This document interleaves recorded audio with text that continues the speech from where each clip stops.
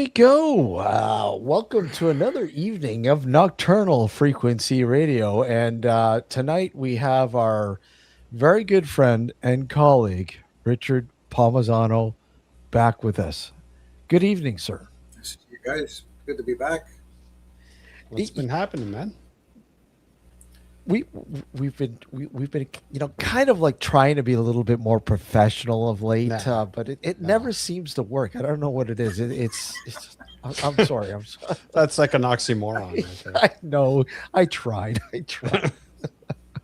It's an uphill battle, man. It's, Yeah, it's an ongoing battle, an uphill battle. Yeah, you know what? It's like the paranormal. You get tired of it every once in a while, but you get back into into that seat, and you keep going, right? no. How do you get tired of this? How do you get tired of this, man? There's too many No. mysteries. No, it's not the paranormal necessarily that we're tired of. We're tired of the BS surrounding the paranormal. Yeah. Wow. Oh, well, you just need taller boots, buddy. That's all.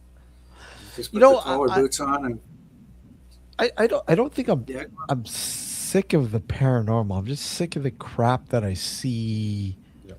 I guess on yeah. places like YouTube and blah blah blah blah blah blah. But yeah, no, I don't get sick of it. I kind of sit there and recalibrate and say, okay, look at maybe I need to just look at this from a different perspective. Sure. And Yeah.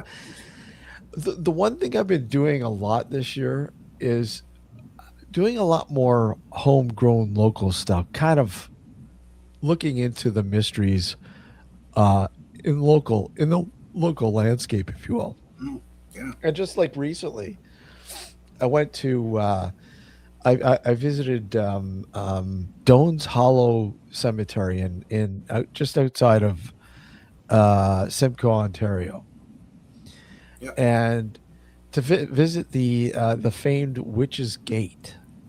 I don't. Are you familiar with that place, Richard? I've heard of it, but no, I'm not. I haven't been there. Um, I've seen the gate, pictures of the gate.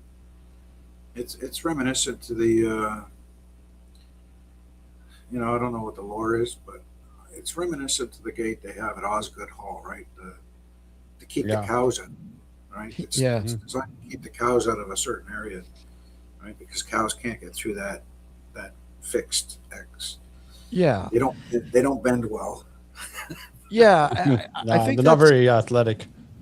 No. I think that's primarily the same with this gate too. It keeps the animals out or Yeah. in, whatever. If they kind of keep them out. Yeah. But the lore was basically to keep the evil spirits either in or out. The evil Right. spirits, including witches. Now, So my how'd you get in question. there? I know. I'll tell you. If I haven't released the video yet, but it's funny me climbing through the turnstile. It's like I'm stuck. You're a It's witch. stuck. Yeah, I can't get through, man. I'm stuck. Burn 'em! And you can literally hear me giggling, going, "Oh, man, I know I've lost weight. Like, what's going on here? I should be able to get through this, no problem." But it's a it's a loyalist cemetery, Yeah. and United Loyalist Cemetery, and it I guess basically it is the last known Witch's Gate. And I'm hearing Norfolk County. I mean, are we talking about there might have been more? I see. I don't know. I haven't looked that deep into it yet. But Yeah. I mean, Huh. this myth must have been rampant then, if that's the case. If there was more witches' gates, we must have had a lot of witches running loose back then. And we don't hear about it, right? Like, I'm not a expert on witches, but Apparently, there's only the one. Yeah, I haven't heard of a lot of the stuff, and I've never heard of the witch gate. Like, I didn't I would either. assume they can get through a gate. Like, why wouldn't they? They can. Something about sharp The edges. only cultural thing that I've heard that's something like that is Asian, right? The Chinese believe that spirits can only move in straight lines. Yeah. So if you were to have a hallway and you put a wall there and you'd have to go around, well, they couldn't go. They just stop and they like either go back or stay there, right? So, but yeah, it's new for me. That's interesting. Yeah, it's an interesting lore, if you will, myth or whatever legend. Mm-hmm. And again, that's I guess the kind of thing I've been kind of scouring for, just these neat little oddities that play out so subtle Yeah. within the primarily the Ontario landscape, and there's a lot of them. There's a Mm-hmm. lot of oddities, a lot of kind Oh, of weird, yeah, tons and tons. Yeah, that's you why I know. love working local. I love working locally because of the lore and getting out there and talking to people and like that gate. Just wander the community. Go, hey, what do you know about the gate? And you're going to get a ton of different stories from all kinds of people, right? Yeah. Um, and that's fascinating in itself, right? One person's going to say it's this, and the other person's, oh yeah, I heard about that. And it's that, right? It's like, okay, totally different stories, and it's interesting. It's sort of like broken telephone. You start with one story, and then by the time you get through the community, you get 112 different stories. So it makes it interesting, man. And what's the real story? The real story of the gate. Yeah, yeah. You see, I haven't. I've yet to really dive deep into it. I mean, I've dove into it a little bit, but quite literally, like I said, again, the legend behind the gate is exactly that, to keep. Some people, say to keep them in or Yeah, to keep them out, right. and um, I don't know. The funny thing is, we went for lunch in Simcoe. We went into Simcoe, and we stopped off at this little pub bar place called the Barnyard. Hmm. And to get in there, there's another gate. Hmm. And this one I was able to get through no problem. Oh, that's Right. But the thing is, I'm like, I blurted it. I'm like, what is it with this town and these gates? You guys love yeah, your gates. yeah, Tell me yeah. more about your gates. No, Wow. no, I'm just kidding. But I could really see, because I mean, Alex and I were talking about last week. We were talking about a small little town. What was it? Will know, Will know, Alex? yes. Will know, and their ties, historical ties to vampires, the Hmm. vampire lore, with Hmm. with the with the Romanian culture that immigrated to that Yeah, particular area.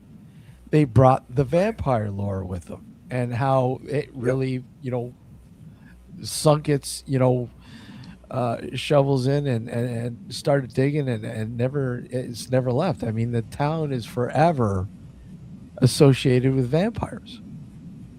My type of people. But I mean, yeah, but it, it it's really cool. yeah, It's really cool. I mean, it may not amount to anything, actual, you know, or real, but I mean, the lore, the history, hmm, and the effect it's had on people is real. yeah, It's real. I mean, people really react to this. They did react to this kind of stuff because they wholeheartedly believed it. yeah, yeah. Well, historically, I mean, that would be interesting to look historically. How did it affect and shape the community? Back in the day, Yeah. right? Right. What was the church doing, and what was, so that would be fascinating to look at. You could Yeah. put it on a map. It could be a driving tour. Yeah. Well, yeah. I think you're slightly closer to that than we are. What will know? Yeah, I think Yeah. I think yeah, Richard would be closer than we are. Yeah. Yeah, yeah, yeah. It's a weird little town. It's uh, but they have an interesting theater there. Yeah, Will know? yeah, yeah. Hmm. Yeah. Guy built it. He just decided to build a theater. Yeah, it's pretty fascinating. But it's an interesting little quaint town. Uh, I wonder if they've ever shown any vampire movies there. Huh. oh yeah, sure they have. They run a lot of movies out there, man. They live and breathe it. And he's got a theater museum there with the old projectors and all kinds of memorabilia and stuff. It's kind of cool. Yeah.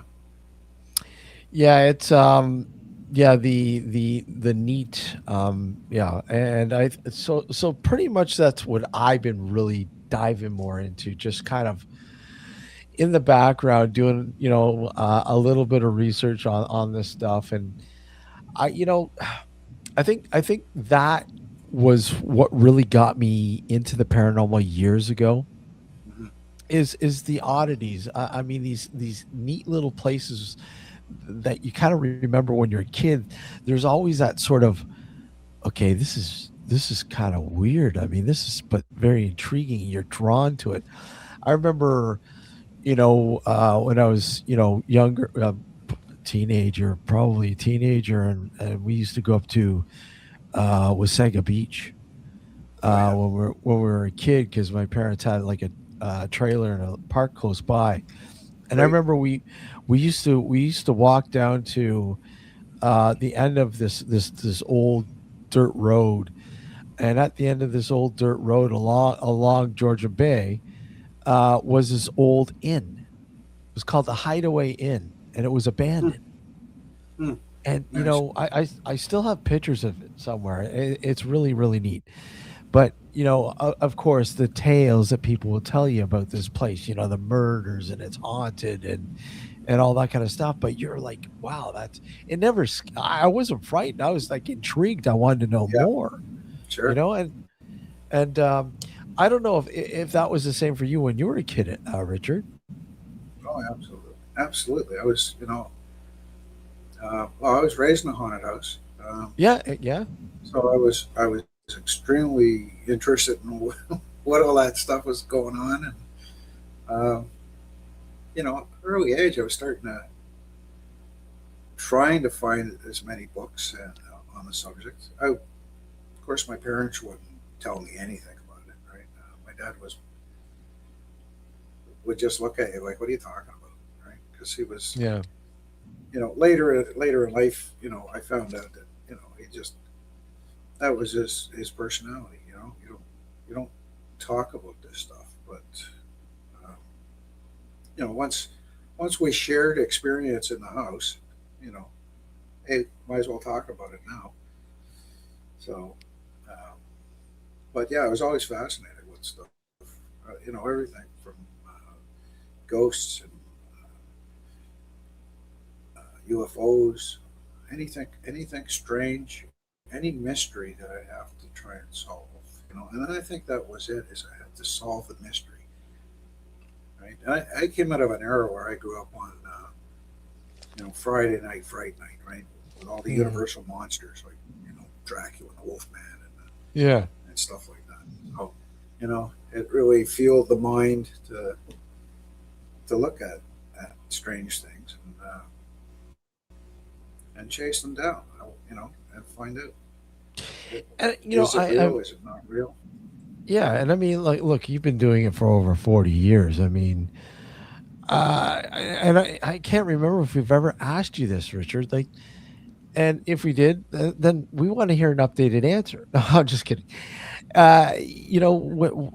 When you began to research and investigate the paranormal, what kicked that in? I mean, what was it that you said, okay, look at I want to look at this. I want to know what's going on from an investigative sort of standpoint. Yeah. Well, being raised in a haunted house, I wanted to know what the whispers were, what the walking and the shadows were, and when there's no one there, and I wasn't getting any answers from my family. Mhm. So you did what every kid did. You learned on the street. So Yeah. I would talk to my teachers about it, Mhm. and I had a couple of fantastic teachers. One gentleman he was from Australia, and as young as I was, he treated me like an adult. He would just talk to me about it and say, "Yeah, okay, this is what people believe, and this is what they say about ghosts and stuff like that." And I took it in, man. I took it all in. And when I was old enough to go, to a bookstore or a library, and I started checking out books and reading them and finding out more. And, and then once I turned 18, that's when I started the searcher group. I said, okay, I'm old enough. I'm an adult now. I'm going to do this. And I started the searcher group and never looked back. I always kept pushing ahead.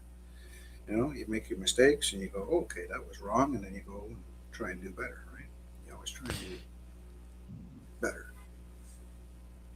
And I mean, a lot has changed since that, the beginning. I mean, in the paranormal itself, a lot, like crap loads have changed.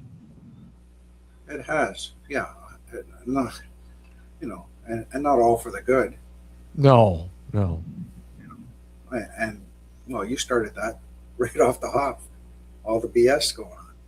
Mhm. So, it had, there's a lot of changes. Some is good, a lot of it not good. But, I it's one thing I learned is you just keep your head down. You've got your own ideas, you've got your own theory, you keep Mm. marching forward. And all this stuff is just off your back, right? It doesn't matter if, the haters and the, the plagiarists and all the nonsense going on. It's just, you know what? It's just noise and it's distracting from the real work. So you just keep your head down and focus on what you're doing and keep moving forward and let them do their thing because they're always just going to do their thing. There's always going to be noise, Mhm. right? So, I mean, you and I are from a time, and a position and stance that it isn't important to everything that you document to just slap it up there and put it on, social media or your website or whatever. It's not that important. it is Um, not. No. what's important is that what you've collected, you thoroughly analyze to the best of your ability, and of course, if there's something that you're not getting, you're gonna say, hey, look at maybe so and so might have a little bit little bit more knowledge of this thing. Maybe let's see what he Yeah, gets, you know. And that's right. Yeah. I just don't understand the importance of why it is so mandatory that people throw stuff out onto, social media, whatever, in whatever format it is, and say, look, I have evidence. It's a culture today. Well, I get it's the culture. I mean, yeah, the Well, net and everything else, but it just, I It's it's because they yeah. can. Well, Before we couldn't. well, yeah, I know that. Yeah, we can. but don't forget, these are the same people that used to photograph their meal before they ate it, right? And put that on social media. So it's the same thing. It's just nonsense stuff. It's noise. It's just noise. All that stuff is just noise. Listen, Yeah. I've been doing this almost 50 years. Yep. Uh, I've written 6 books, 5 of which are ghost stories. Hmm. 5. Yep. That's one every 10 years. Could I written more? Yes. I could have. I probably could have did 100 books. But not every story that you run into, every haunting you run into, merits a book. It just doesn't. No. I've got 100 fantastic ghost stories sitting in my drawer here, my file, that are mind blowing, but the content does not merit a book. There isn't enough to do a book. I could do a 25-page book on it, but who's gonna bother? You know what I mean? So maybe one day I'll put all those stories into one book and Like a put it out. compilation. Yeah. But not every story merits a book. Not every story merits a 6-page analysis on Facebook or YouTube or whatever. It just doesn't. I mean, what do you find most alarming? And we'll get on to, obviously we're going to talk about the Robertson House and more. We're really going to get into that. But what do you find? What do you find most alarming with the way people analyze their investigations now when they put them online? I mean, when they put it out there for you to sort of look over and critique and criticize and scrutinize and I mean, let's face it. I mean, people need to expect that that's going to happen, and if they don't like it, they shouldn't be doing it. I mean, let's face it. I mean, hey, you're putting it out there for people to, look it over and say, hey, if you don't like it, then don't do it. But what do you find is the most alarming sort of attributes or aspects of people doing this? Well, there's a bunch of problems. Some people bring evidence forward, and you can tell that it's been cherry picked. So they picked out pieces that support what they're saying, but there's more information that doesn't support what they're saying. But they've conveniently left that out. They don't want to hear about it. We don't want to talk about it. And if you do, you're a hater or something. And I rarely try and critique anybody's work. If you're happy with it, cool. It's not. I brought stuff forward. Other people brought stuff forward. It's no matter how good it is, it's not earth shattering. You haven't, won the Nobel Prize. It's a piece of evidence that you feel is pretty good, and you bring it forward. Other people like it. Some people hate it. Really, I don't usually do that. I don't bring on social media. I really don't even bother opening up myself to that kind of discussion. Exactly. Yeah. I will put it out in the books. I will put my evidence in the book. But, I have the guts to put my email and my website right in the book. So after you've read that evidence and you disagree or agree or whatever, or you have maybe some mind-opening ideas about it, get a hold of me. It's right there. Yeah. No problem. I'm very approachable. You can email me. We can have a whole discussion about stuff. But I think the biggest problem we're finding is we have so many people that want to be or feel important that they're plagiarizing. Like, they even have some guy came up with a new keypad or like a keyboard, and it's only 2 keys, copy paste. That's all it is, 2 keys. It says copy and paste because there's so much plagiarism going on. Oh it's yeah, unbelievable. It's just they want to be important. They want to play paranormal investigator, but they don't have a single idea what they're doing. So they scour the web, they find things, and they go, "Oh, that's amazing," and they copy and paste it and put it down as they thought it up or they created it, and and they look like idiots because after friends are going, "Dude, I just read that like 8 pages ago and it wasn't yours." But they feel important and it makes them feel good, and I'm seeing it everywhere. That is the most concerning thing. And now with AI, good Lord, we're done. We're done. yeah. It's quite amazing what you can do with AI. Now it's becoming more and more embedded. And yeah, you quite simply sometimes now, if you're not really looking, you could be fooled.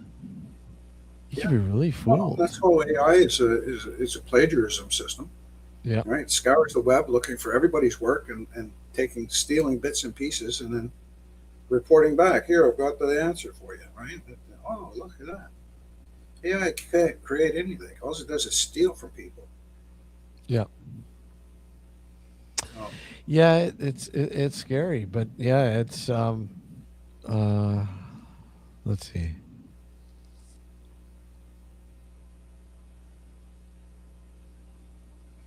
Yeah. Yeah. that's Did you very want true. to? That's very true. What they just wrote there. Yeah. And don't follow that. Don't create your own experiments. Look around. Look at the Yeah. data you're getting from an Yep. investigation. What does it mean, and how can you test it in the field and create the experiment? And then Cool. the results of those experiments, you can start to build a theory.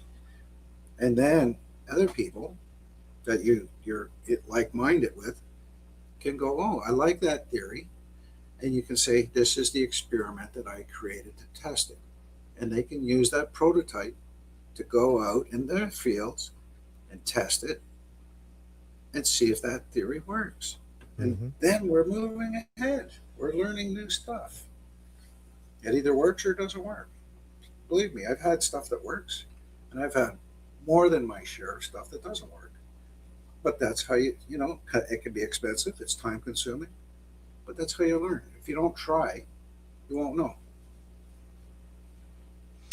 Absolutely, absolutely. It's I mean, let's face it. I mean, one of the most important things is collecting data. Yeah, absolutely. Collecting data. I mean, collecting data is you know what, the backbone of any important research. And if you're not able to understand on what data you're supposed to be collecting, or collecting data period, then Mhm. maybe you shouldn't be doing this. Yeah, You that's right. know, Well, I mean, you it's have, And I mean, that those leads are the into basics. Yeah, those are yeah. the fundamental basics. Hmm. What are you looking for? Yeah. What might it look what might it look like? So I mean, we all do pretty much the same thing. We're collecting the electronic voice phenomena. Hmm. We're collecting video. We're taking photographs. We're looking for EMF, right? Um, Amongst other things. But don't get into the advanced stuff until you get the fundamentals down. Mm, Once you start feeling absolutely. comfortable doing those things, right, then you can introduce maybe a spirit box. Just don't sit there and listen to the spirit box because you're going to miss a whole ton of stuff. Yeah. Videotape or audio record the whole session. Hmm. And then in review of your spirit box session, you're going to pick up more stuff than you thought you even heard the first time. So Absolutely. Yeah. you Well, learn, keep advancing, keep adding to what you're doing, and it gets bigger and bigger. You know, I think, yeah, I think the most one of the most important things is, yeah, make sure you're documenting the documentating. yeah, You know, exactly, you're absolutely. videotaping, and that's one of the very first things that we'll do when we go into an investigation, is especially into a new location, is document the location, Yeah, document it, absolutely. and you use it for reference. Use it for Yeah. reference. Well, you I have to mean, know it. yeah, Yeah, you have to know it inside and out. And there's all kinds of things that occur, and people just and they miss it. It's yep, right there. mhm, There's your evidence, and you just didn't even notice, right? You go into the house. Is it forced air? Does it have air conditioning? Is it using radiators, or does it have underfloor heating system? Why are those things important? Well, an underfloor heating system is going to give you EMF in the middle of the room for no reason, unless you know it's there, right? Forced air, be it heating or air conditioning, can open and close doors. It can force air. If you've got other vents closed and one's open and it's forcing the air against it could move a door. It could shuffle papers off a desk. It could blow the curtain. And you're like, oh, ghostly stuff. No. Look around, see what you're dealing with, right? Are the windows open? Get to know the building. First thing I do is walk around the outside of the building. And it's very important. I count all the windows.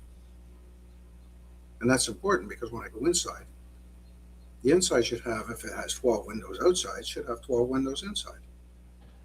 If I'm only finding 10, okay, I've got a mystery on my hands. Yeah. Why? Right? I'll give you a great example. Walk through the house. Is it hardwood floors? Is it laminate? Is it carpeted? And why is that important? Well, I had a digital recorder running in the room, and I heard heavy footfalls on hardwood floor through the room, and I recorded it. You know why it was weird? Because the room's carpeted. But 60 But years was it ago, always carpeted? that's right. Yeah. So you're in echoes from the past. Yeah, pay attention to all these things. Mm-hmm. I see people posting gigantic tables full of paranormal research equipment, right? Cameras and millimeters and all kinds of things.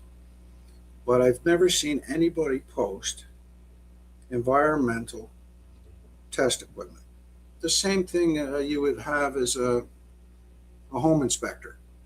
I've got a whole kit full right here, right? And I do my due diligence. When I go into a house, I use that. I deploy it. It tells me if there's air movement in a room.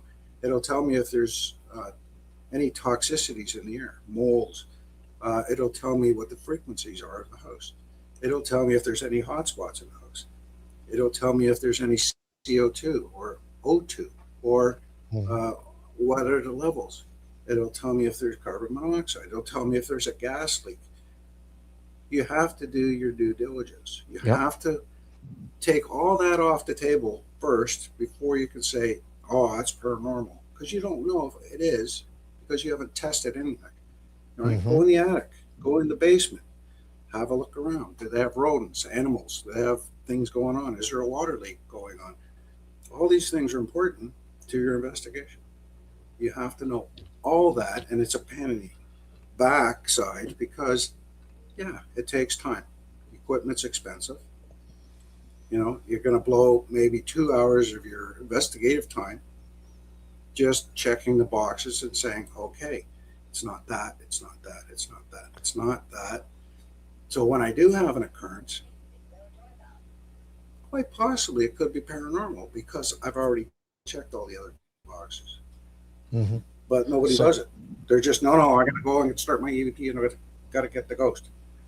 Yeah. Take the time, right? And that's why I go all back. All this stuff you're talking about. What's that, Alex? Sorry. So all this stuff you're talking about could be found in your book. I'm assuming, right? Yeah. I'm gonna post a link to Richard's book on chat. Anybody who's interested. His latest one, yes. Yeah. And we're talking about with Peter, right? About the one that you wrote with Peter. Yeah, it's called The Complete Paranormal Investigation Handbook. Yeah. A definitive guide to ghost research, is it? No, it got cut off there. Got truncated. What the hell? You got what? You got truncated. What? The title got cut off. It's too long of a title. Oh, sorry, man. We'll do better next time. Hold on, let's see. But I mean, so you've done some unique testing in your time as a paranormal investigator. Some testing that 9 times out of 10 isn't being done, if not even more than 9 times out of 10. Like you're talking about maybe even 95%. Yeah. Is that in this book as well, or just so the audience can get a glimpse of it, is it discussed in any of your books? Oh, it's in the book. Yeah, Yeah. absolutely. And, you know, you should. I- What's the meters? You know, you're looking at. You're spending the money anyways, so you want to be sure.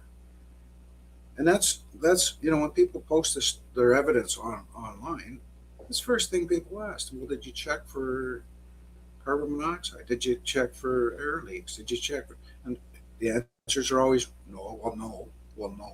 Well, I didn't have the equipment. Well, no.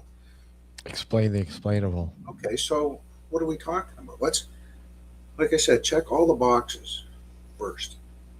If it's not naturally occurring, then it's got to be paranormal. Hmm. So let's really do our due diligence. And this is why I go back over and over again to the same location. Yep. Because the first time I go there, it's not really for investigation. I will run my digital recorders, but I'm more examining the house. I'm doing a home inspection. I want to see what's happening there, and it's I want to know are there animals there? Are there problems? Are there what's the client like? You sometimes you get the client say, "Well, I'm not into the paranormal," and then they got a Ouija board on their bookshelf, and they've got 200 movies on slasher movies. Yeah. Kind of like Alex there. Yeah, sort of like Alex. So so a little red flag goes up. Well, Uh, why are you there's saying a lot of this? red flags with Alex, though. uh, I'm It's wearing one. it's about observation and testing, yeah. right? That's really what we do. Because if you're not testing anything and you're not observing, well, you're probably at Harvey's, right? Have a burger. Like, what are you Yeah. doing? I look at and we could go on and on and on about this. It again, yeah, exactly. Surveying, yeah, going into a location more than once is your best bet, your best protocol to truly understand what is going on. You're not going to find out what's going on with one visitation No, or just a couple hours in there. You need plenty of time. This is why it's called research, yeah, right? As opposed to just investigating. There's no point investigating if you haven't done the research, right? yeah.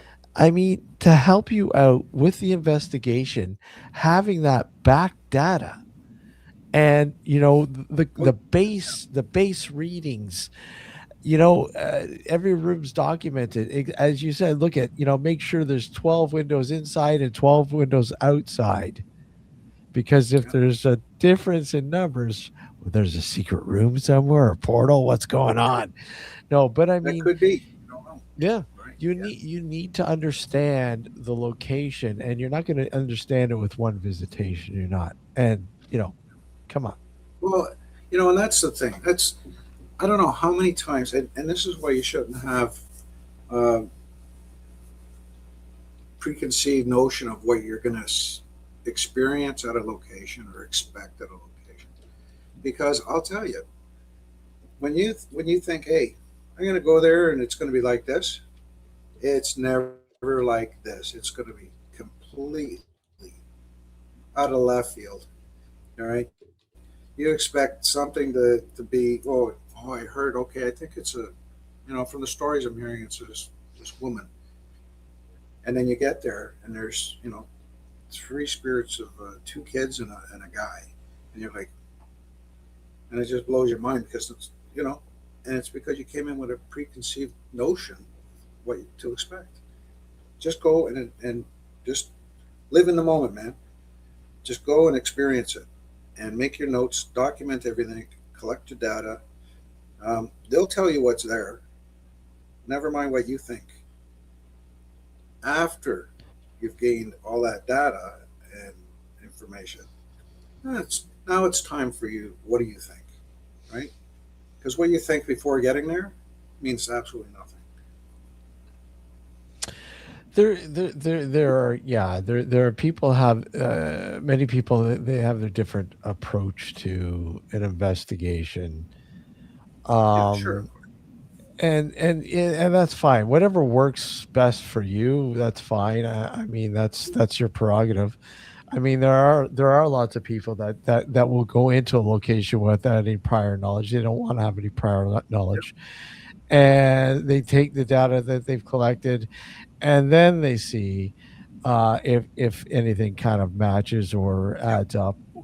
Whereas, there's a lot of people that prefer to have the data beforehand, the history, the whatever, the research beforehand on what's going on, Right. and then kind of, okay, and running with it during the investigations or during the sessions in this particular location. I mean, whatever works best for you, that's fine. Nobody's here to like judge you for the way you do it. Oh, I'm And here to judge. well, that's yeah, and here goes the AI. His hammer is that damn freaking burrito that's too heavy for Yeah, his arm. yeah. Yep. Yeah, but here's the thing about collecting the information about the location before going in kind of gives you a bias, Yeah, It does. and unless you're looking at general history of the place, not specifics, Yeah. just to kind of get a taste of what you're getting into, that's one thing. But if you're diving right into it, and you're getting information like who lived there, uh, anyone passed away in a tragic manner, whatever the case may be, you're going in there with a bias. You're gonna, when you capture something that you may think is an EVP, you're automatically gonna hear that name come up. contaminated. You know what I mean? And that's part of the problem with going in with too much info. So I think going in blind is a better way to do it, only because whatever you end up capturing there, whether it's EVP or video, It's not an you're not influence. going to have that preconception. Mhm. And That's then right. you can later validate or disprove once you do the research of the history of the place, right? Yeah, you can, and I agree with you, Alex. That's the way to do it. Sometimes, depending on the circumstances, for safety reasons, you might need to know some of the background. Uh, Yeah. eh, but how we deal with that is someone in the team, because it's a team. Somebody in the team will be designated to do the research. So, be it me or Peter or whoever at the time, Mhm. will do that deep dive, but they're the gatekeeper. They don't share Yep. that. They just say, okay, we need to be careful, or it's safe, or whatever the pitfalls might be.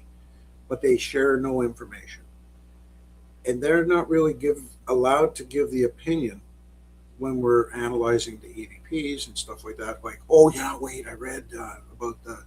No, we as the investigators give the detail of the analysis, and only that individual knows if we're on the right track or not.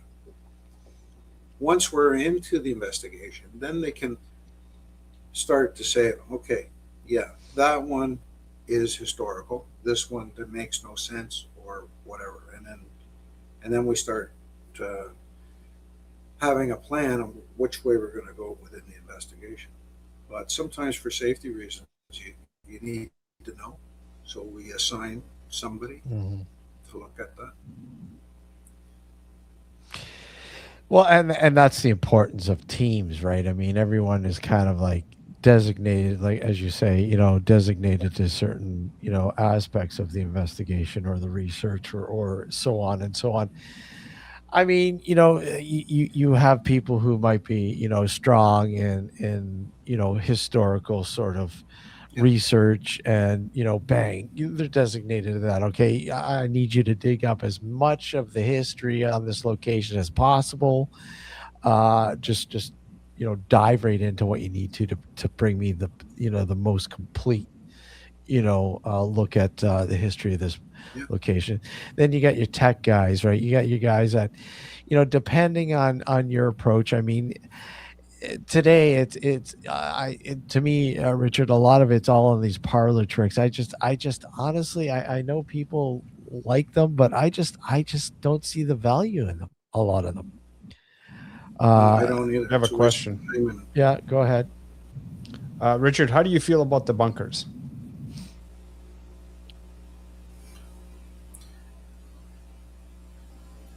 yeah, I don't mind the bunkers. I mean, they're, as long as they have some integrity and they're Yeah. not diehard skeptics, right?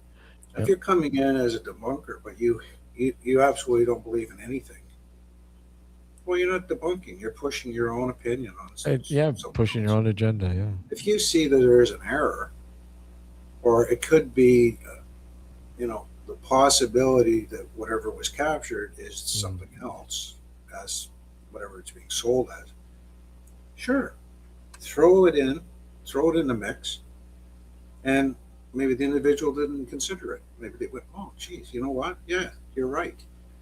Debunked. Okay, thanks for helping."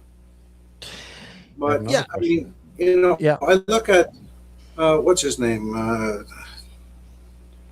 What's his name? Neil Tyson DeGrasse or Neil whatever his deGrasse name is. Tyson. Oh yeah, DeGrasse Oh, that guy, Tyson. yeah, it just drives me nuts. Right? Yeah. He spent his entire career belittling and calling people stupid because, oh, you believe in extraterrestrials and and UFOs and you're an idiot. What's wrong with you? Then he realized, wow, all these guys are becoming celebrities and they're making a fortune. So I'm going to write a book. I'm going to be a UFO believer all of a sudden. Just all of a sudden, I'm going to do a 180 and look at me. You know what? I've lost all respect for the guy. Mhm. Stand your ground. If that's what you believe, that's what you believe. Don't just all of a sudden, you know what? Look at me. I sold a book and I made $100,000 or whatever he made. Richard, exactly what you said. They need the integrity. I mean, these debunkers, many of them come out of the woodwork and really have nothing to back. Uh, you know, the background has nothing to do. And in many cases, they're just as bad as the people that might be faking that they're attacking. You Absolutely, know, yeah. and I do see the fact that okay, look at people need to address the fact that many of these people are faking. Yeah, absolutely, and they're outright blatantly faking and claiming absolutely.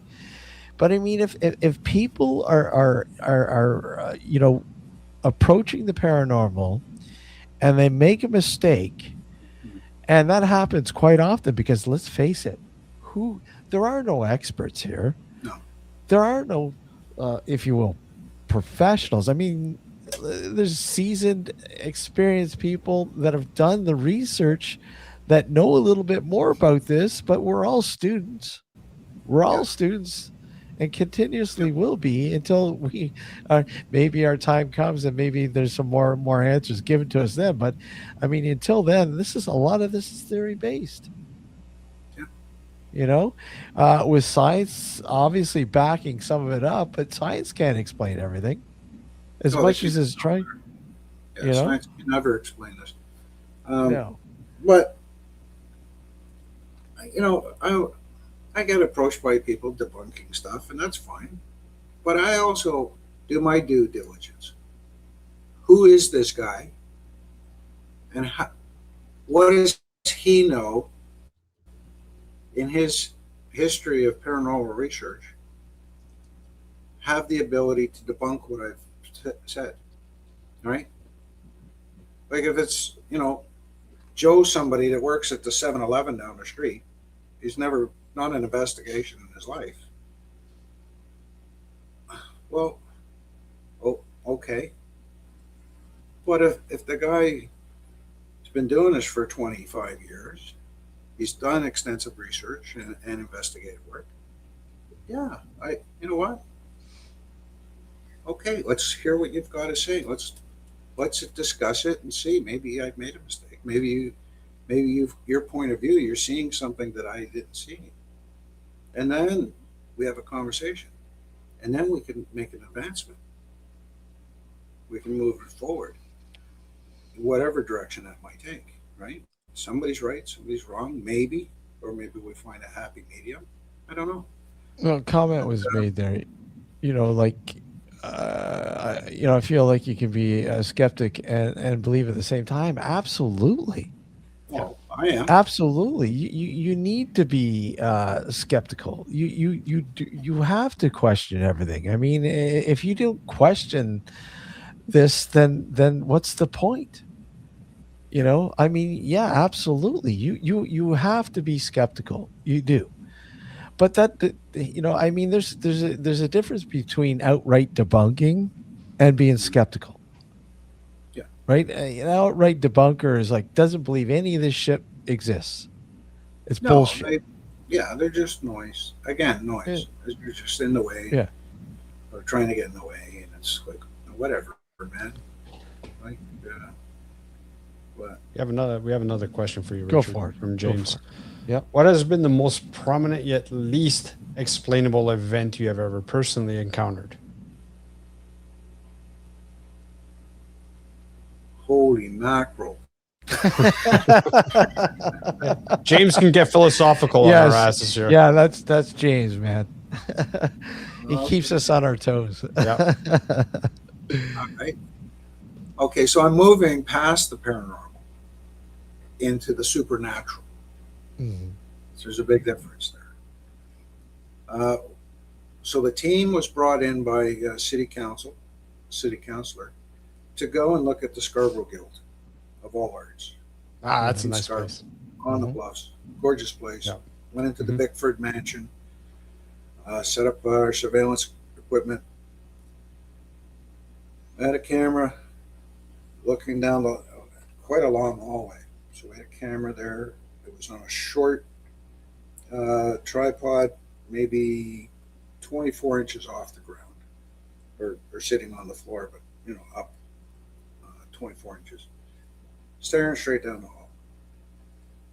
So an orb, and not just a little orb, white orb, an orb the size of a basketball came over the camera, down in front, and down the hallway, off the floor, straight down the hall, landed on the floor like Jello, wobbly, had every color of the rainbow in it, and then it sort of rolled into one of the rooms.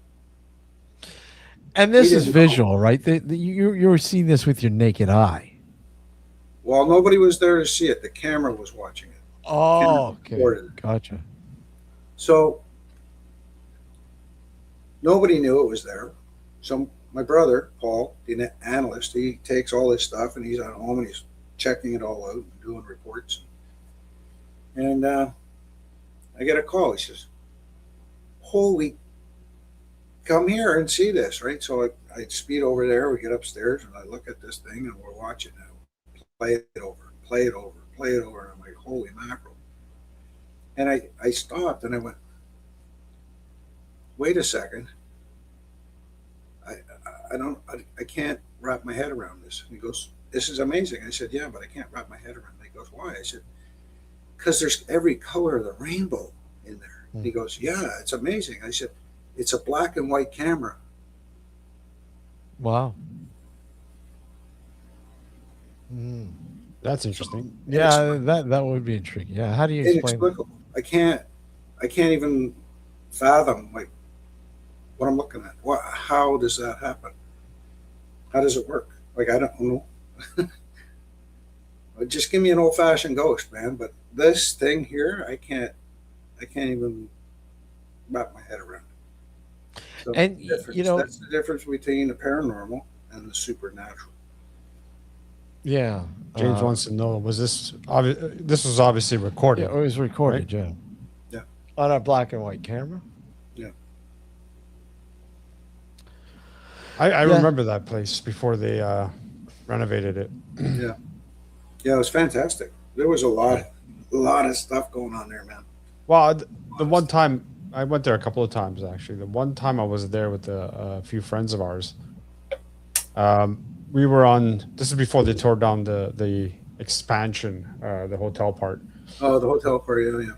Yeah, because they got rid of that now. But we were on the north side of it, I think, Yeah. and we heard what sounded like a pipe hitting a metal. Like I know the railings on the rooms were Right. metal. Yeah. So I heard someone like it almost seemed like someone was banging with a metal rod against the railing, but on the opposite side. Hmm. So we went and walked to the opposite side, and then we heard it back on the side we were on before. It's almost like we were going back and forth because the sound was coming from different spots, right? Yeah. Right. Which is kind of interesting. Yeah. Obviously, we didn't get a Yeah. chance to go inside the place because it was all boarded up. But I mean, it was just an intriguing place. Yeah. Well, we went in and we were embedded with two Toronto Star journalists, Mhm. Yeah. a photographer and a writer, and they followed us around the whole night. And we went through the hotel. It's just stacked full of everybody's stuff. They just left in the middle of the night. They just gone, right? All their clothes and everything's there. But it was haunted, yes. But the Bickford mansion itself was super active. I mean, really active. Even Bill Taylor, the journalist from the Star, had his own experience there. He told me when he met me on the front porch. He says, "I don't believe in any of this crap." He says, "Well, we'll see." And we went in and what's it? The one person? No, actually. Yeah, no. Yeah, we pretty much came to that agreement, Crow. Yeah, but yeah, absolutely. But yeah, Bill said, "I don't believe in any of this crap," and he ended up. I saw him like 3:30 in the morning. He was in the. We set up a little command area, where our beverages and our batteries and stuff are, and we eat. And he was sitting in there, and he said, "Bill, we're going to see the tunnels. You're coming down." He says, "No, I'm okay." And I said, "What are you talking about? This is the great stuff. This is why we're here." And he's like, I knew something was wrong, so I said, "Okay, so what's going on?" Excuse me. And he said, he says, "Man, I didn't believe in any of this stuff. I was on the second floor. I went to come down the stairs, and I felt two hands push me, and I almost went, and I grabbed the railing, and I looked back up, and I was pissed off, and there was no one there." Mhm. And I said, "Well, they don't like when you tell them you don't believe in them." So he he had an experience. So you know what? He did a great article. Guy had integrity. Wrote what he saw, what he felt. Yeah, it's Excuse me. yeah, it's a tricky field in many aspects. Um, we're going to take a short break, but when we come back, we're going to chat about the Robertson House, and something that was featured in what was the 2009 book, right? Ghosts. 2009. Yeah. Yeah. Ghost. Uh, I had the privilege of doing an exterior explore. There it is, right there. Exterior explore of the house today, and sadly, it's in poor shape. It's just really sad to see the This. state Yeah.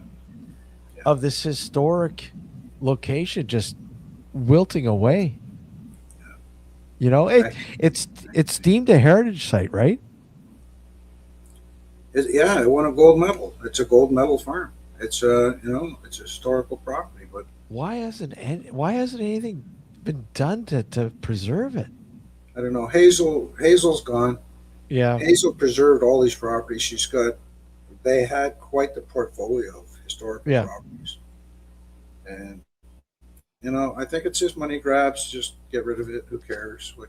Probably you're going to see houses built there, subdivision, or who knows. Sad. Right? Yeah, but yeah, that's just really sad. I will put the link to those who'd like to see the vid. If you've not seen the vid, the exterior explore that it did. of the Robertson House. I'll put it in chat there for you guys to check out.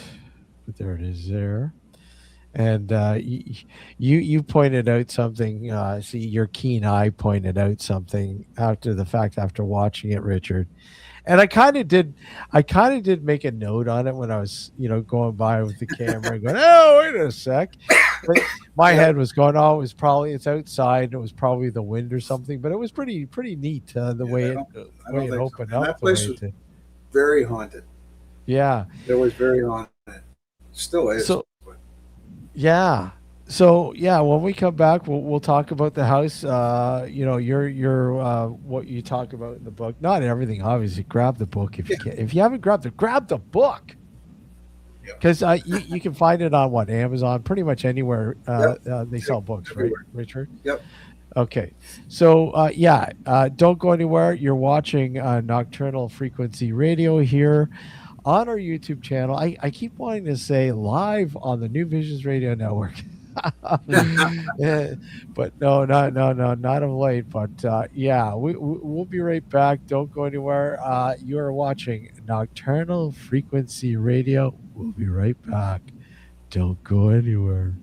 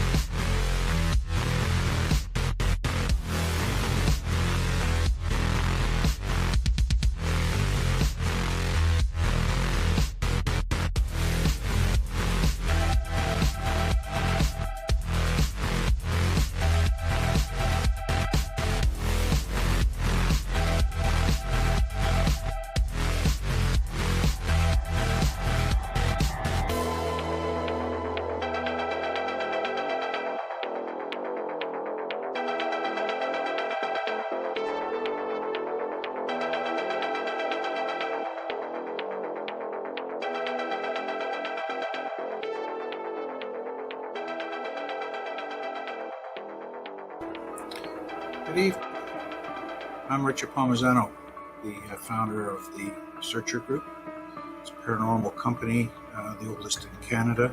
I founded it in 1979, which not only makes me old, but makes me doing paranormal research and field work for just under 45 years now. I am also an author, researcher, and lecturer on the paranormal. I've written 6 books now. And I really enjoy coming on with Steve and Alex on Nocturnal Frequency Radio, as well as listening to the shows, because there's a lot of interesting guests there. I like it, looking at this stuff, because it opens your mind to other options and other alternative thoughts. And, there's always time to learn new things. So I hope you join us and come and see Nocturnal Frequency Radio. Thank you. So let me ask you, what makes for good radio? My 5 favorite songs all day long. Play it again. No. As many commercials as physically possible. What? No, why would that be good? Great music, great talk shows, no commercials. Precisely. New Visions Radio gives you no commercials, no nonsense, just the best new music and the best talk all day long, 24/7, 365. NewVisionsRadio.com. Hey guys, Kristen here, host of the Paranormal Girl podcast, a bingeable exploration and deep dive education about the paranormal for the skeptical believer. Some of my past season topics have included shadow people, Mandela effect, demons, and UFOs. Currently, I am tackling Bigfoot. I have been sharing this journey with my audience since early 2021, and I have learned a lot these last few years. It's truly a mysterious world out there beyond our perceptions, and reality is just not what it seems. I have also, since the start, met some awesome folks like Alex and Steve, and I've really enjoyed watching and learning from them and also joining them on their show. Their guests are always outstanding, their listeners are just the coolest, and these hosts are some of my favorite people. I recommend their show to anyone looking for an intelligent and fun conversation about the paranormal amongst friends. So join me on my investigation, join Steve and Alex on theirs, and enjoy. Now back to the show. You are watching Nocturnal Frequency Radio. And that you are. We keep saying we got to update that. So we need a new one from Richard. Yes, we do. All right, stay tuned. And no AI, Richard. No we way. want to. I don't use the stuff. Never touched it. Before we get into the thick of things with the, was it the Robertson House, I think it's called? Yeah. Mm-hmm. There was another question James wanted to know. What is the meter on the top shelf in the middle, Richard? Top shelf. This one here? Meter on the top That's- shelf in the middle, yeah. Yeah. So that's an old oscilloscope. So take 2. Yeah, it's an old oscilloscope from the early '60s. It's so it measures frequency waves, and you can do the sawtooth and the different types of frequency. Have you brought? Was that a part of the investigations back in the day? This one is. This one here is a frequency generator. Yeah. And I've used that in a couple of experiments. That's for a whole other show, man. But that was done in the first.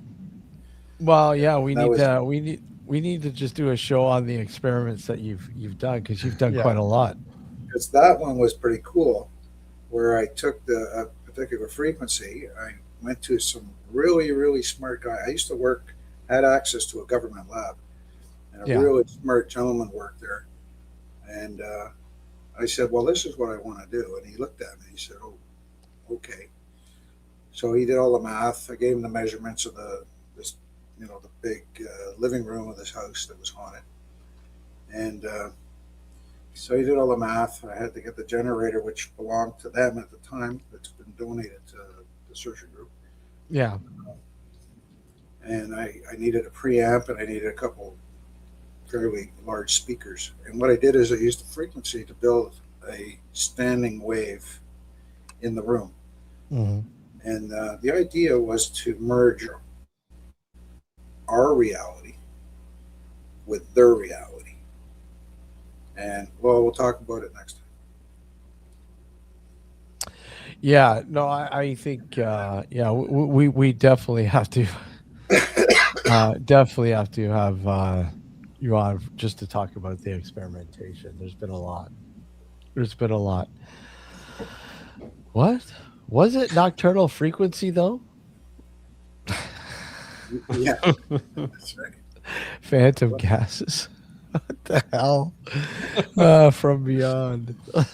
Okay. Um. Okay. So, let's lead into why you were featuring. Why is the Robertson House featured in your book, Ghost from 2009? Why was that such a pivotal point that you needed to share information about that particular house? Right. Yeah. So it wasn't the Robertson House Yeah. at all. It was. I had done a large job for the city of Mississauga, cataloging their haunted locations for the city.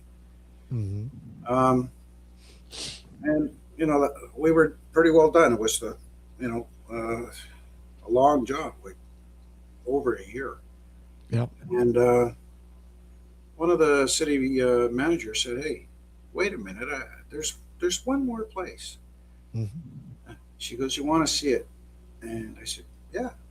So we drove out. Hmm. Nice long driveway, and it was the Fusion House, Yep. which was later renamed Harding House. Hmm. And while we were there, some really tremendous phenomena occurred. And I just turned to her and I said, "I love this place. Can I do this?" And she said, "Yeah." And the city gave me a letter and said, "As long as you want to use it, use it." It was boarded up, big Yep. old mansion right on the lake. Hmm. And we started investigating there. There was a few spirits in the house that we identified through EVP. Hmm. And just like you and I, we use each other's names. Hmm. They also use each other's names, Hmm. which is quite helpful. So when you start getting these names and then you start doing the research, well, wait a minute, they're part of the history of this property. But there was one girl, a young girl, that we just couldn't identify. And she seemed to be the only one that would leave the house. The other ones would never leave the house. They didn't want to be in the room with you. They would go somewhere else. Yeah. But they wouldn't leave the house. But she always had to go. She always had to go. She was leaving. And I'm thinking, where is she going? So over a period of trying to determine where she was going, we discovered that the best possibility was the old farmhouse right across the street. Okay. Robertson Place. So we made some calls, found out who was operating the property, asked for permission to go. They said, "Sure, go ahead." Told us how to get into the house, and so we went and started expanding our investigation. Now two giant properties. Yep. And sure enough, there she was. She was at the old Robertson, Wow. amongst other ones, and that it was actually a toss up. Which house was more haunted? There seemed to be a lot activity at the Robertson, different type of activity. More, there was it's hard to explain. It was a variety. There was some hostility towards us, and there was one female, probably in her 20s. She manifested not far from us. We were outside at the time, and she's probably less than 100 meters away. She manifested, but there was a bit of a pond or marsh in the middle there. I guess it had rained and it was kind of soggy. Mhm. And she just manifested. We saw her, and it was an old dress, and she wasn't old. She was probably early 20s, but just white. And I did probably, and I do this from time to time, probably one of the stupidest things, is I thought, okay, so I told the rest of them, I'm going to try and sneak around and get up behind her to get closer. Yep. So she obviously, stealthy me, she figured it out and she just vanished, and then, sort of blew the whole thing, right? So Yep. that sucked. But she was fascinating because she had such a sense of humor. She is the only ghost in all the history of everything I've ever experienced that ever said boo. Boo. She scared the team members when she did that. She was they were on the porch. We were going into the house. There was maybe 5 or 6 of us there that night, and we were filing in slowly into the house. And there were 2 guys still out on the front porch. I was just on the inside of in the foyer where the main stairs are going up to the 2nd floor. Mm-hmm. And they were sort of taking their time getting in. And she made herself known. She just came up to them and went, boo. And man, and these guys were pretty big guys. One of them was security. He was a big guy. He came rushing in. The other guy came rushing in, and oh my God, some female spirit just went boo. It scared us, and it was he was so terrified. And then this shadow came in the same way they came in, and you could see it on the wall, and it just bounded up the stairs. Wow. And he says, I'm going home. I'm going to go. I said, this is why you came. What do you mean you're going home? But fascinating. And she probably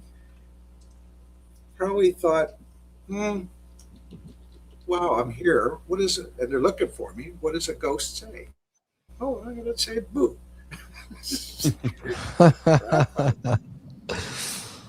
Wow.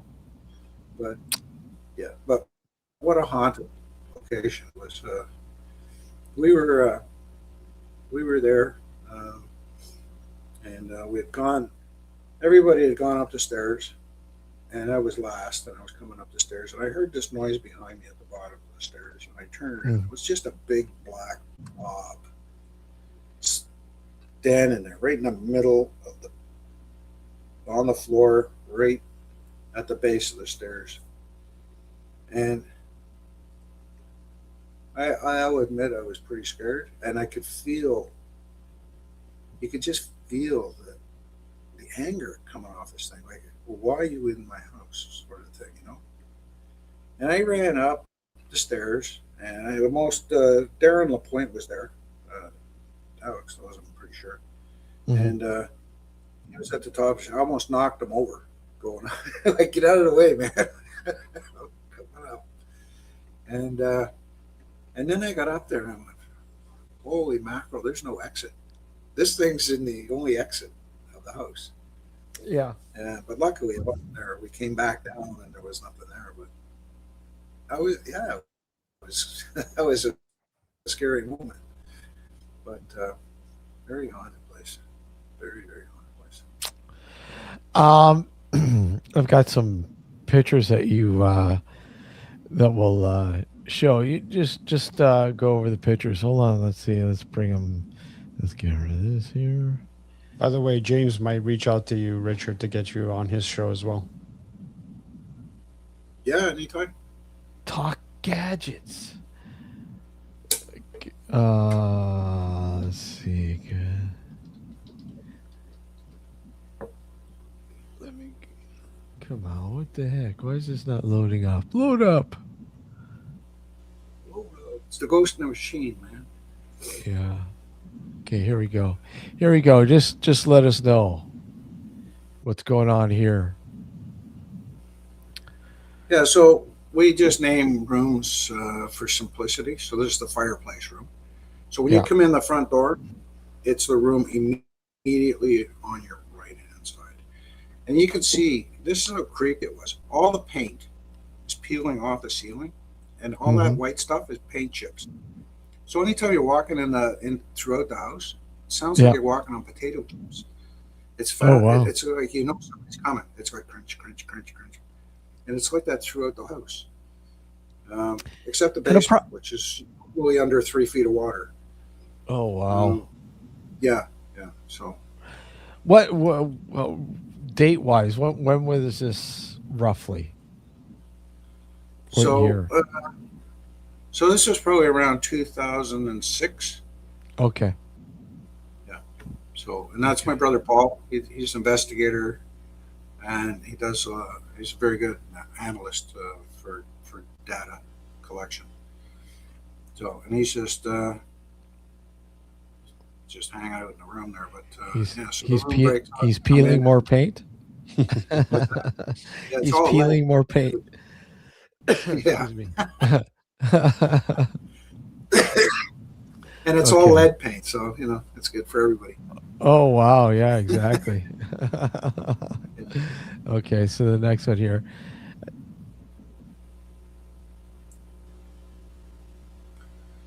Yeah, so this is from a documentary that was done by a group out in Montreal. It's called Planet Blue. It's for Portal to the Unknown or something. I can't remember. But, okay, yeah. This is the hanging tree. Yeah.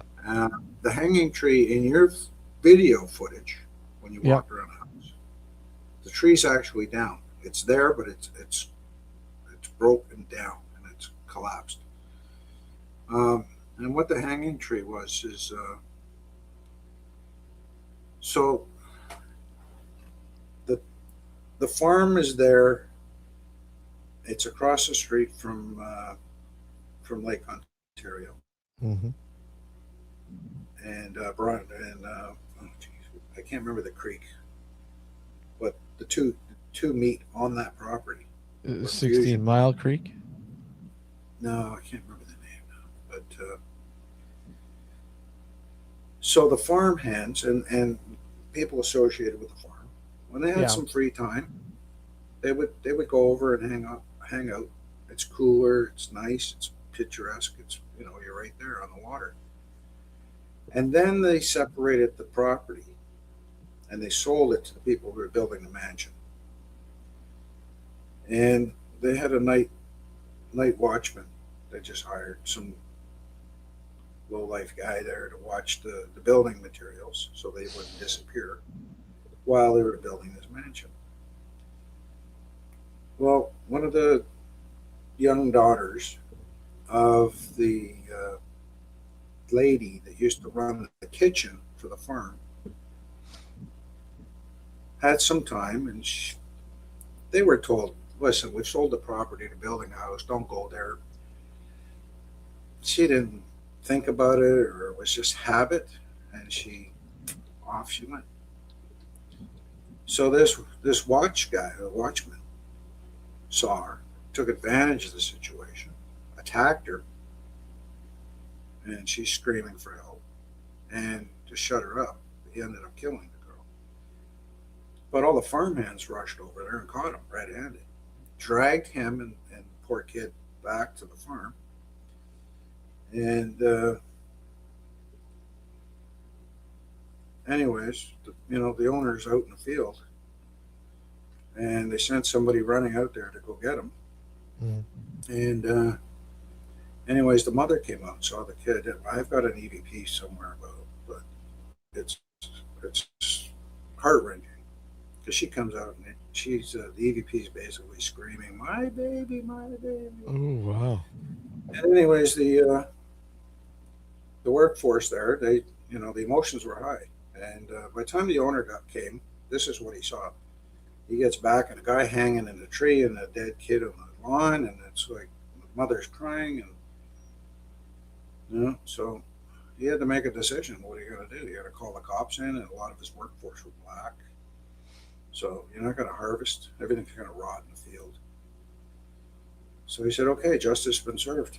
So they did a proper, nice burial for the girl on the property, at the back 40 there. And this guy, they dragged him across the street, threw him in the foundation, and buried him over. Wow. The creek is Joshua Creek. Joshua Creek, that's right. Yes, Joshua Creek. The one that you were referring to. Okay, let's go. Yeah, I forgot it, yeah. But, A sketch by one of your psychics or mediums that did this? So this was Jacob. He's the one that basically runs the household over at the Robertson farm. Yeah. This is a sketch by Michelle Stableford, one of our mediums, who made contact with him. There's another sketch of the young girl that died. Her name was Tanya, yeah. And Tanya she would come over from the farm. She made friends with another spirit at the Fusion Center, whose name was Danny. Danny was a young boy. And they would play together. And then when it started getting late, she would just go back to the farm.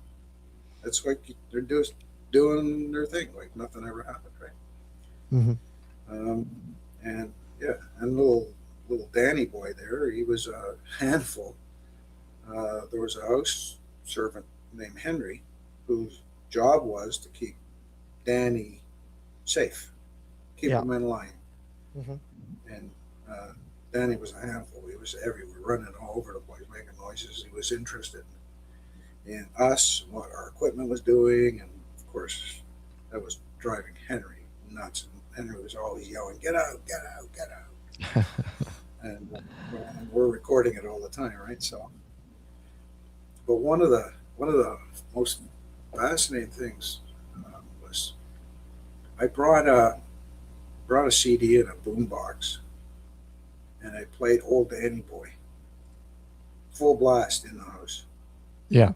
And you can actually feel it just went silent, other than the song blasting. But you could actually feel the mood of the house change. Almost went from, typical normal up to this somber, heavy feeling like of loss almost. It was quite remarkable. It was interesting to do. And really, everybody had the same feeling. It was just phenomenal. That powerful music, and the connection it made. And so here is the final photo, and this is the house itself as it looked when you guys were there. What, 2006? Yep, fascinating. And they just put a new roof on it. They just put a new roof on it. They just put a new roof. Yeah, Hazel, like I said, she was trying to preserve all these things. Yeah. So she spent the money. The roof was pretty bad. Like I said, there was 3 feet of water in the basement. My brother, we had to turn our breaker on to get some power to run a camera. He taped, I don't know, three broom handles together, stood on like the 9th stair, and he tried to like poke the breaker on, because you wouldn't want to turn that breaker on while you're standing in that water. So yeah. Oh wow. He did it. He he did it, and we got a little bit of power up in the kitchen, and we could run one camera, Yeah. and that's what we did. But it was pretty crazy. You know, some of the crazy stuff you got to try and do, but And here's okay. So I have a look at the photo there, and here's what it looks like now. For those who just yeah, check it's very it out, sad.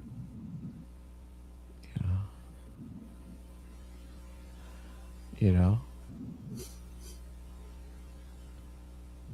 Yeah, it's sad, man. Yeah, you just that's sad just to see that. Yeah, that's really too bad. Beautiful, beautiful architect. What is it? Gothic? Gothic? Yeah, yeah, I think Yeah. so. Gothic revival. Yeah. And I think it was built 1854, before something Canada like was even that. Canada. Yeah. Yeah, and as you go here, obviously, look at it. I mean, it's been pretty much abandoned since the 1970s, I believe, something like that. Yeah, Hydro took it over, Yeah. and they were doing cool fusion experiments, And here's which the opened the door to all kinds of the other nice things. door here, like the nice door here, as you can see, opening, swinging open, perfect timing. Is that the hanging tree right there? Yeah, Yeah. yeah, it's now broke down. Yeah. Oh, yeah, It's yeah. It's too bad. You hate you hate seeing that kind of yeah history yeah, it's sad being to see. yeah. It's to a point now. It's like what it'll cost to sort of restore it is just almost you know is it really worth it now, right? No, yeah, usually unscrupulous people, well, how they destroy these places, or they let the roof rot, Yeah. or they take the windows out and the elements destroy the building. Right? They did that with what's that place? Alma College, right, in St. Yeah. Thomas. Right? Yeah. The Yeah. owner took all the Exactly. windows. And he went, oh, I wonder how come everything's rotted. I don't understand. Yeah, 'cause you wanted to build a subdivision of it. So I mean, the barn is still in great shape in the back. yeah, The barn's yeah, still. parts I mean, they're built to last, and yeah, they're built to leak, right? yeah. They have drainage, so even if they leak, it doesn't matter. They stand for 100 years or two. And that's I a mean, huge barn, man. We were in there, and it's like massive. it is massive, and I think it has a vermin issue. I mean, homeless. Oh yeah, Looks like some transients are probably living in there. I mean, when I went in there, it's just like, yeah, okay, maybe I'll just, yeah. You never know what's in but I will there. tell you, I'll tell you something about that house. Hmm. The first thing I noticed when I went in the house is people would break in, homeless would break in, Yep. and they can be pretty tough on property, right? They would Yeah. use it as go to the bathroom and in the closet or on the floor, or destroy the place, cause damage, graffiti.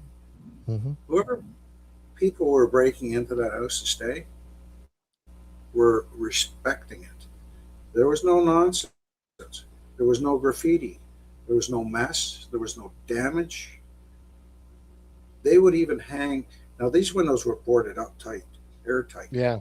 They Hmm. would put metal coat hangers, and the curtains are still there. They would put metal coat hangers on the curtains at the bottom to stop them from moving. Well, they're not moving because there's a breeze, because they're moving and it's scaring them, and they knew something was in that house, and they had no option because of maybe weather or whatever was happening, and they used absolute respect when they were in that house, which is unheard of.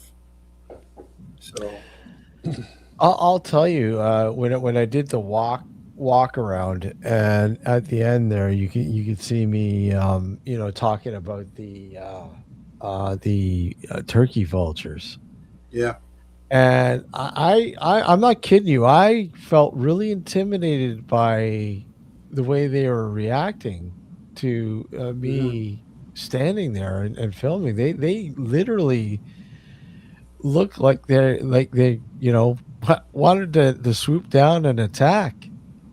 yeah, yeah, It's like they're protecting that place. yeah. Well, you don't know. You don't know. Uh, strange things happen there. Um, there's things on the property that just don't make sense, um, and you can see it. It's fascinating. I was standing at the Harding House. I was standing up in the attic, looking out the window, Mhm. and there was a bunch of white-tailed deer on the Yeah, lawn. They were playing and grazing, and everything was cool until that sun started to go down. And I'm telling you, it's a totally different space when the sun goes down. So they just like something like a noise came. All their heads popped up, and they just just took took off. off. And you can feel it. You can just feel it there. Right? Something's changed, and we're not going to play games anymore. Right? But it's a really fascinating. Oh, The here whole we go. the whole area is fascinating there. Have you heard that spirits do not experience time as we do? And what are your thoughts on it, on the idea? Yeah. So I'm actually conducting experiments into that right now. Um, there's a lot of evidence that they see things as they were, not as they are. So uh, Einstein stated in a letter to a family friend of his named Basso when he died in 1954 to his family, saying that physicists, as they were, um, believed that the past, present, and future occur all at the same time, not as just the present, as how do you put it, a stubbornly persistent thought, right? So what he was saying is everything occurs all at once, the past, present, and the future. Yeah. And I think ghosts prove two of the three that I can see. They prove that the past and the present are all at the same time because they see things as they were, not as they are. But they can also interact with us in present time. So there's two of the three. I don't know how you prove the future thing, but Yeah. I'm working on that. Because Time. you'll see, I mean, how many stories you heard, right? Even at the Hermitage, right? Some lady walking on the second floor, looking out the window. Well, there's no floor. Yeah. There was in the past, so she sees the floor as it was. When I did the investigation at the Cawthra House, they actually, because of the high ceilings, they actually raised the floor to run HVAC and stuff. So there's a new floor Yeah. above the old floor that runs all the HVAC. I remember us talking about this because, Yeah. yeah, yeah. One of the repair guys had the hatch open and he was working, and he hears walking across the floor, and he shined his light and he looked, and they were going up from that floor through the new floor. He could see two old ladies' boots and her shins going through the floor Oh, as if standing on the old floor, like the new floor that's doesn't exist. insane. And he went, "What the hell?" And he banged his head. He almost killed himself trying to get out of there, and there was no one in the room. That's So insane. it was probably Mrs. Cawthra going, "What are you doing on my floor here?" So Yeah.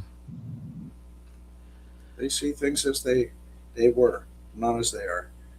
And I have an actual photograph that can prove that from the Cawthra House. I took of the front door, and in the reflection of the window are these wall sconces. And I showed it. There's no wall sconces though, and I showed it to the curator, the manager, and I said, "What are these lights?" She goes, "Where did you get this photo?" I said, "I just took the photo." She says, "Those lights haven't been here since the '60s." Wow. Well, I have a photo. Yeah, there you go. Something's going on here. So, admin wants You to know, know: Do weird you stuff. believe that? Do you I believe love that ghosts this. sleep? Hold on. So, go ahead, Richard. Sorry. What's that? No, finish your story. I'm sorry, I didn't. Okay. Just finish off what you were saying there. Oh, that they sleep. I don't think they sleep. I don't think time is completely different, right? I don't think they sleep. I don't think the concept even occurs to them. It's not necessary. It's time doesn't move like it does for us. What, Yeah. what do you think? What do you think they think we are when they communicate with us? Yeah. What do you? They Well, must go. Wait a sec. There's something kind of weird about this. The clothing or whatever, like, just doesn't seem. Yeah. Maybe they're like us. We're seeing people from the future. You know what I mean? Like, what the hell is going on here? Yeah, that could be in some cases. Yeah. Some cases they know what we are, who we are. In other cases, spirits can actually be startled by paranormal phenomena, and we could be that paranormal phenomenon. There was a case where a guy was trying on a new shirt, and he thought, "Oh, this is kind of nice, and I think it's cool." And turned to his sister. He says, "So what do you think of this?"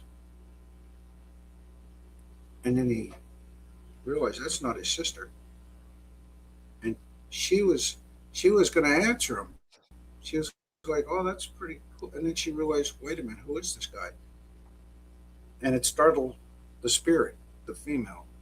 And they're both like, "Oh my God, what the?" And she vanished, and he's like running down the stairs to tell his mom. So it's sometimes we're doing things and we become part of somebody else's reality, right? That could be we've done something and we've included the spirit into a conversation, into a memory, into something we're doing, and then we realize, wait a minute, what's this? And the spirit can do the same thing. They're doing their thing, and all of a sudden, we're a part of it, and then it startles. It's like, wait a minute, what's, it's sort of like, when you're sort of sleeping, Yeah. and your alarm radio is off, and you go, oh, forget it, man, and then you start to fall back asleep, and then your dream starts to incorporate the song. Yeah.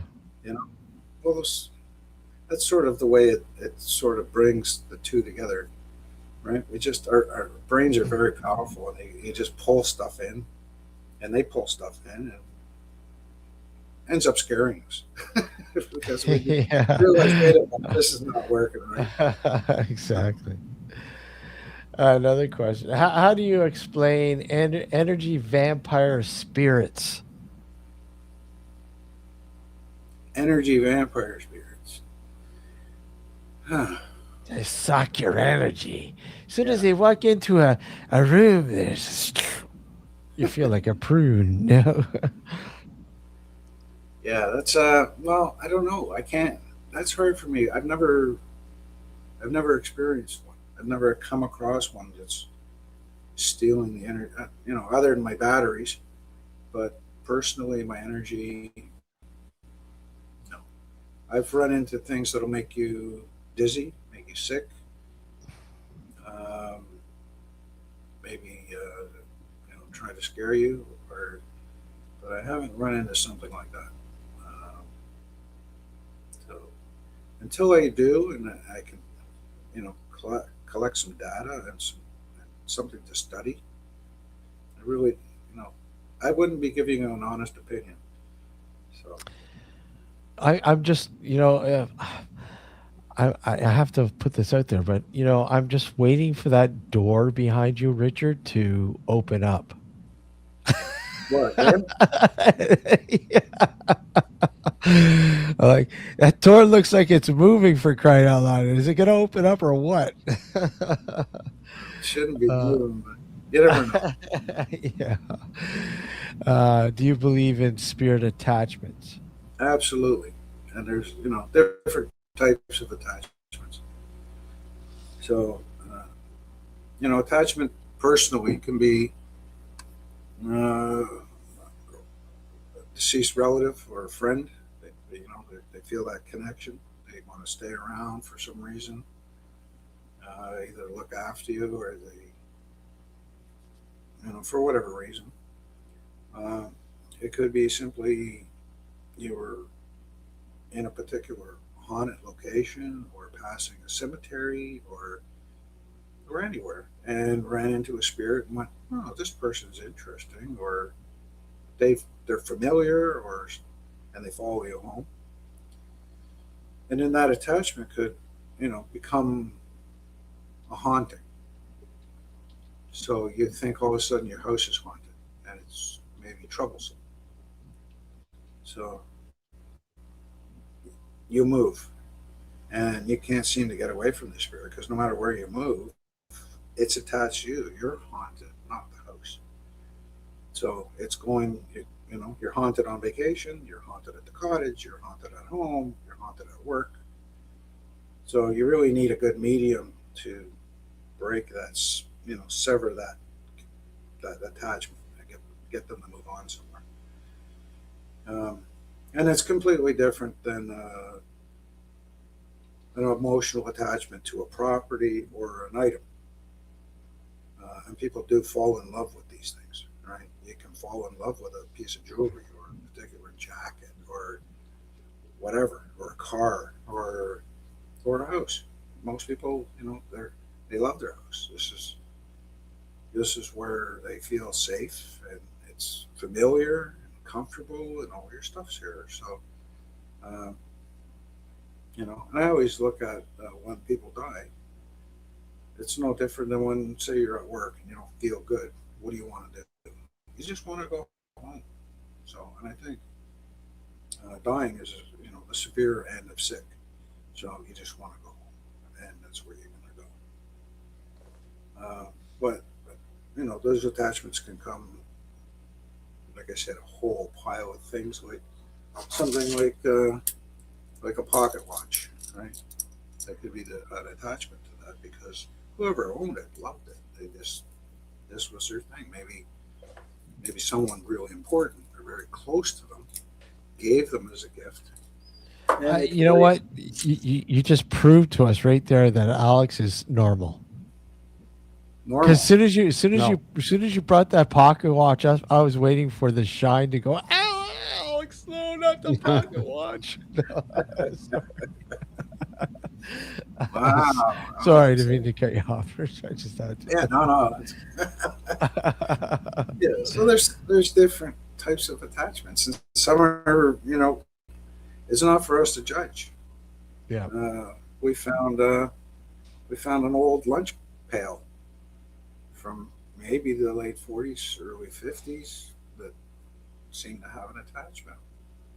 I think Peter noticed it for some reason, and he ran the EMF meter across it, and it came back pretty high. It's just a metal bucket, and EMF was pretty high on it, and it was putting off the temperature by itself. Tom wants to know what time it says on the pocket watch.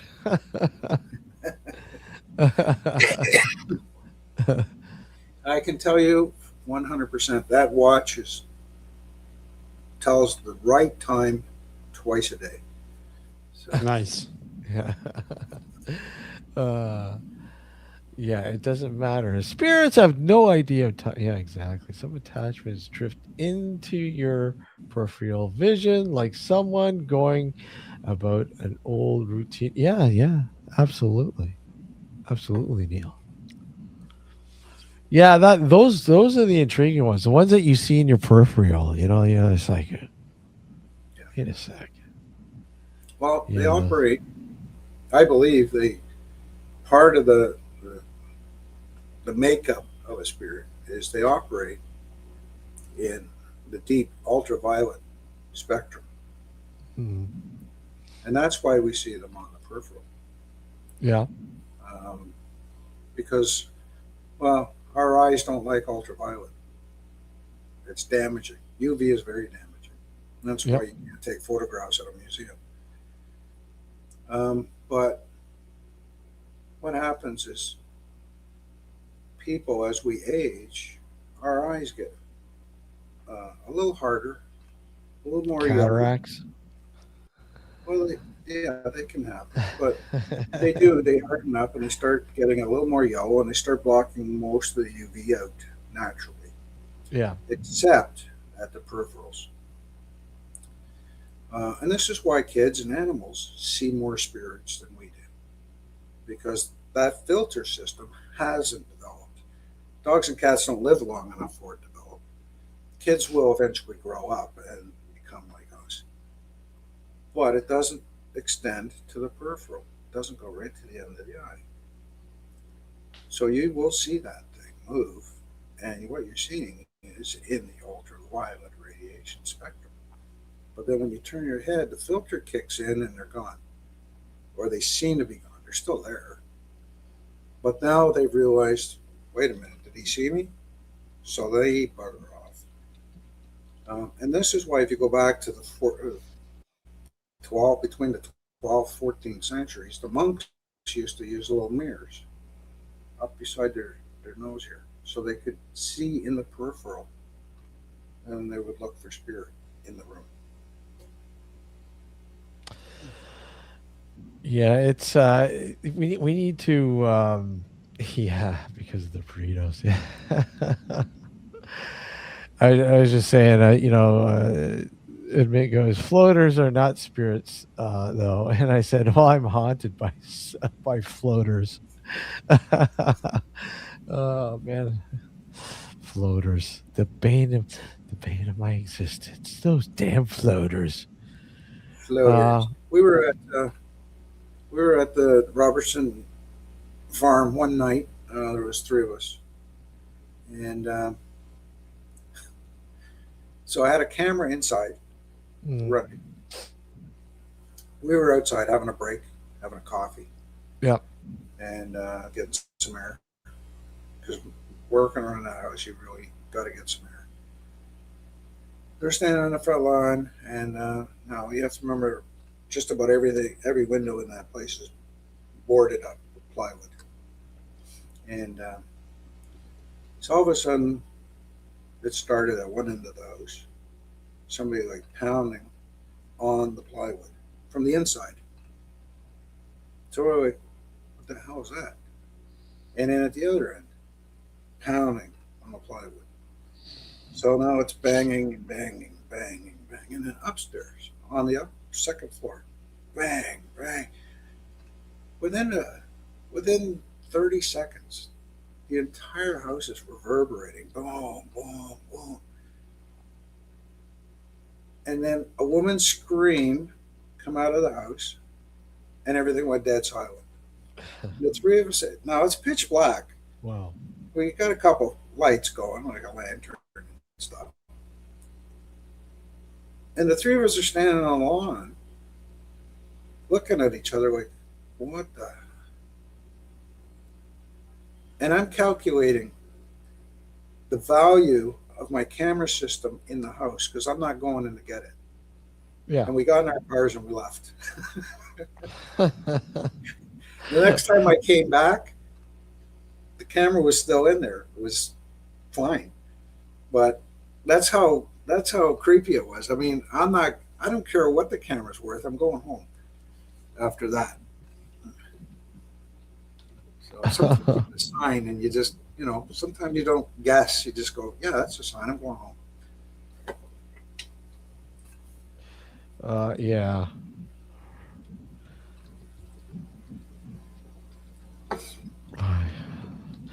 Okay.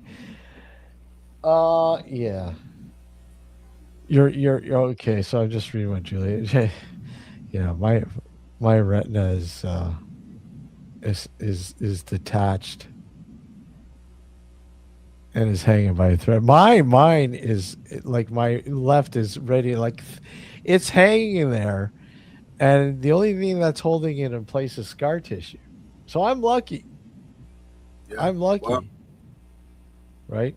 And God knows how long that'll be like that for, but hopefully forever. And I don't want to have to go through the recovery of retina surgery, man. Or just put an eye patch on. Oh, that's brutal, dude. Oh man, going through that. Sleeping on your stomach you have to stay on your stomach for like 50 out of 60 minutes per day. It's oh god, for like 6 to 8 weeks, I think it is. Just torture. But anyways, Richard, what? Okay, so oh, wow, we're out of time here. So get everyone up to date. I know James would love to get in touch with you. So, what's the best way to get in touch with? If somebody's looking to get in touch with you to shoot you, chat some paranormal stuff and maybe your books and get all the information out there for people and what they need to know to find you or contact you. The best way of contacting you. yeah. Well, I'm easy to find. You can Google me, or you can you go to my website, which is the Searcher Group, all one word, .ca. You can email me at richard@thesearchergroup.ca, or you can find me on Facebook, Richard Palmisano, or Richard Palmisano in the Searcher Group on Facebook. And through a Ouija board if you need to. I'm here listening. Yeah, I put the the link is in the show description, and I just put it in the I put it in the chat for those who want to know more about the Searcher Group and what's going on there, and of course your books and so on and so on, and getting in touch with you, sir. Richard, it is always a blast to have you on. Thank you again. Yeah. Well, thanks for having me, man. And I'm always up for a discussion and trying to see what's next. Well, I think yeah, exactly. I think though this year for sure we need to hook up, Alex, Richard. Mm-hmm. I think we need to hook up and just I know a great taco place. taco place. We need unfortunately, we need to sample his brain, and then we can go from there. Those damn tacos might be too enticing for you, Alex. you might as well just tune out. Yeah. But yeah, no, we'll definitely have to hook up this year for sure.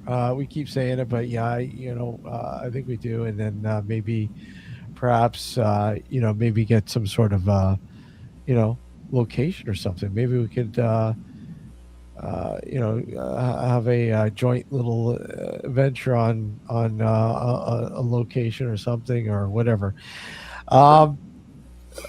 Richard, be well, my friend. Take care. Yeah. And again, thank you, and again, everybody in chat, thank you again for popping in and like, subscribe. Leave your comments, please. You have any further questions for Richard, throw them in the comments and we'll get them off to Richard. So on and so on. until next Sunday night, yeah, we're coming up to our season finale here, guys. We're just waiting here from the possible guest for the season finale. But till then, guys, take care, be well, and stay strange. Don't forget, stay strange, be strange. Later, everyone. Good night. Good night, everyone. Take care, guys. Thanks.